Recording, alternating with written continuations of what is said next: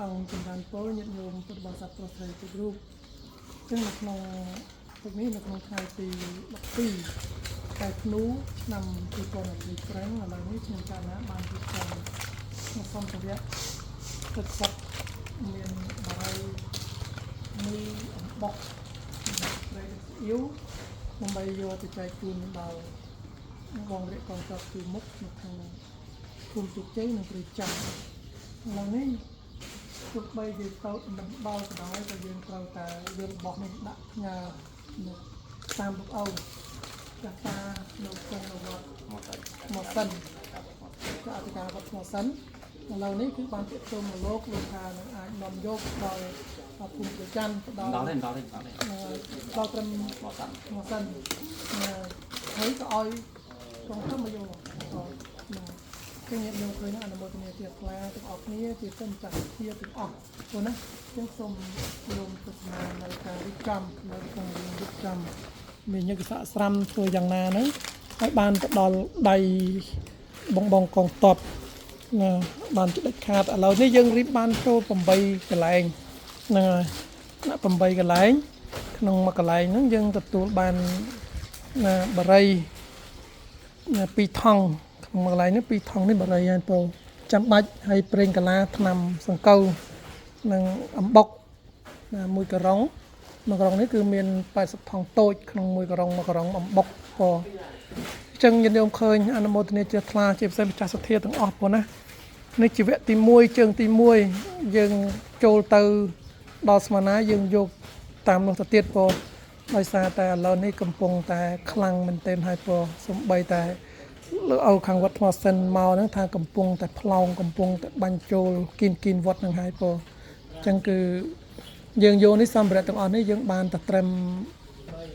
និមិត្ត2ត្រឹមនិមិត្ត2ទេហើយឲ្យពួកគាត់បញ្ជូនទៅមកតង់ទៀត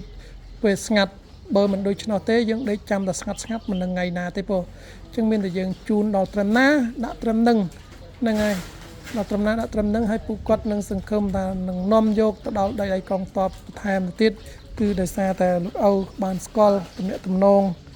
នឹងរវាងបងកងទ័ពនៅទីនោះបងចោះគុណច្រើនខុសត្រូវយ៉ាងណាសូមចម្រើនពរ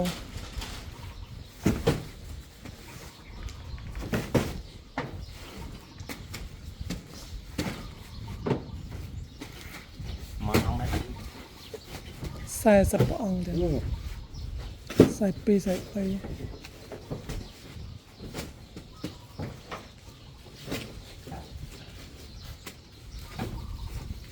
មិនធំ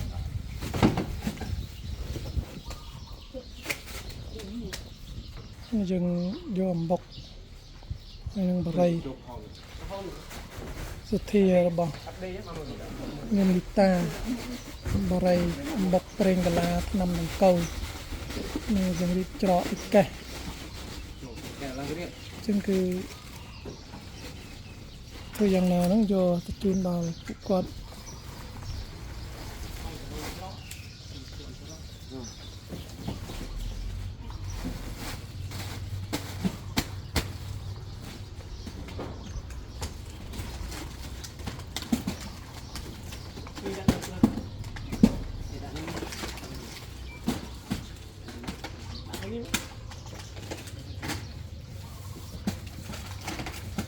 จึงញាតិញោមឃើញអនុមោទនាចេះថ្លាបន្តខ្ញុំណាគឺអ្វីដែលយើងអាចធ្វើបានយើងនឹងធ្វើឲ្យអស់ពីសមត្ថភាពហើយញាតិញោមណាប្រម៉ែប្រមូលបានតិចបានច្រើនត្រូវតែយកទៅណាទិនមានឱកាសជួយខ្ញុំតែយើងអស់ឱកាសជួយលែងបានជួយហើយបងចឹងហើយតន់មានជីវិតតន់មានដង្ហើមដកយើងធ្វើយ៉ាងណាប្រឹងប្រែងឲ្យអស់ពីសមត្ថភាពចឹងចាំមួយឡានក្រោយទៀតនឹងចាំឡានសវណ្ណគិរីមកមួយឡានទៀតនេះជាការសកម្មភាពដឹកសម្ភារៈទឹកខ្សាត់អំបុកបារីស្ករវិជែងយកទៅជូនបងកងទ័ពជួរមុខ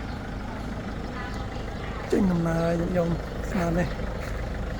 ចឹងសូមសុខសុវត្ថិភាពបងទាំងអស់គ្នាញាតិញោមជួរមុខ